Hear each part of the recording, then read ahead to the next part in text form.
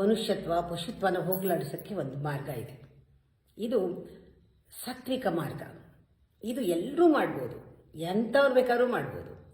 First ನಿಮ್ಮ ಮನೆಯಲ್ಲಿ ಆ ಚಾಮುಂಡೇಶ್ವರಿಯನ್ನು, ಅಮ್ಮ ಚಾಮುಂಡೇಶ್ವರಿ ಫೋಟೋನ ಹಾಕ್ಕೊಳ್ಳಿ. ಅದನ್ನು ನೋಡಿ ನಿಮಗೆ ರೆಡಿ ಇರಬೇಕು. ನಿಮ್ಮ ರಾಕ್ಷಸತ್ವ ಪಶುತ್ವ ಈ ತಮೋಗುಣ ರಜೋಗುಣಗಳನ್ನ ಹೋಗಲಾಡಿಸಿ ದೇವರಾಗಬೇಕು ಅಂತ ನಿಮಗಿರಬೇಕು. ಆ ಫೋಟೋ ಹಾಕೊಳ್ಳಿ. ಕಾಳಿ ದುರ್ಗಾ ಅಂತ ಫೋಟೋ ಹಾಕೊಳ್ಳಿ. ಅವಳು ದುರ್ಗತಿಯನ್ನು ನಾಶ ಮಾಡಿ ದುಷ್ಟ ಬುದ್ಧಿಯನ್ನು ನಾಶ ಮಾಡೋಳು. ಅದು ಯಾವುದೂ ಅಲ್ಲ, ನಮ್ಮ ರಾಕ್ಷಸತ್ವ ನಮ್ಮಲ್ಲಿರೋದನ್ನು ಅವಳು ನಾಶ ಮಾಡಬೇಕು.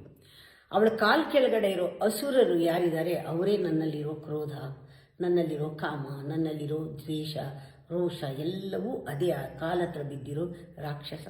ಅಮ್ಮ, ನೀನು ಇಷ್ಟೊಂದು ಅಷ್ಟಭುಜ ಧಾರಣೆ ಏನೇನು ಇಟ್ಕೊಂಡಿದ್ಯಾ ಎಲ್ಲವನ್ನೂ ಕೂಡ ಪ್ರಯೋಗ ಮಾಡು ನನ್ನ ಮೇಲೆ. ನಂಗೆ ನೋವಾದರೂ ಪರವಾಗಿಲ್ಲ, ಈ ರಾಕ್ಷಸರನ್ನೆಲ್ಲ ಹರಣ ಮಾಡು ಅಂತ ಕೇಳ್ಕೊಳ್ಳಿ.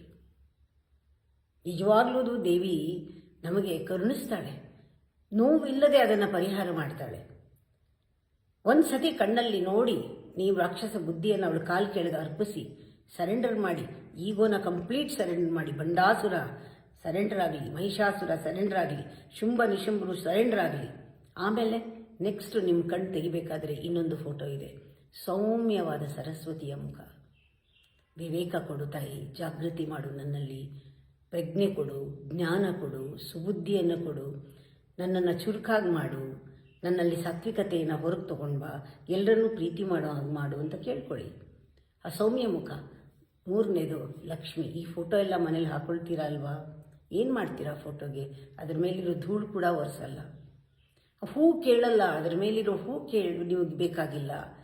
ನಿಮ್ಮ ಹೃದಯದ ಹೂ ಅರಳೋಕ್ಕೆ ಈ ಫೋಟೋಗಳನ್ನೆಲ್ಲ ಇಟ್ಕೊಳ್ಳಿ. ಲಕ್ಷ್ಮೀ ನೋಡಿ, ಅಷ್ಟ ಸಿದ್ಧಿಗಳನ್ನು ಕೊಡೋಳು. ಏನು ಕೊಡಬೇಕು ನಿಮಗೆ? ನೀವು ಯಾವಾಗ ಸೌಮ್ಯವಾಗಿ ಸರಸ್ವತಿ ಥರ ಇರ್ತೀರಾ, ಅಷ್ಟ ಸಿದ್ಧಿಗಳು ಅಷ್ಟ ಐಶ್ವರ್ಯವೂ ನಿಮ್ಮ ಪಾಲಿನದು.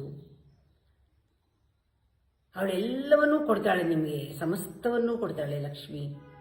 ಹೀಗೆ ಲಕ್ಷ್ಮಿ, ಸರಸ್ವತಿ, ದುರ್ಗಾ ಇವ್ರನ್ನೆಲ್ಲನೂ ಕೂಡ ನಮ್ಮ ಸ್ವರೂಪದಲ್ಲಿ ನಮ್ಮಲ್ಲೇ ನಾವು ನೋಡಿಕೊಂಡಾಗ ಇವೆಲ್ಲ ಗುಣಗಳು ಕೂಡ ಪರಿಹಾರವಾಗಿ ನಮಗೆ ಖಂಡಿತ ಬಿಡುಗಡೆ ಸಿಗುತ್ತೆ.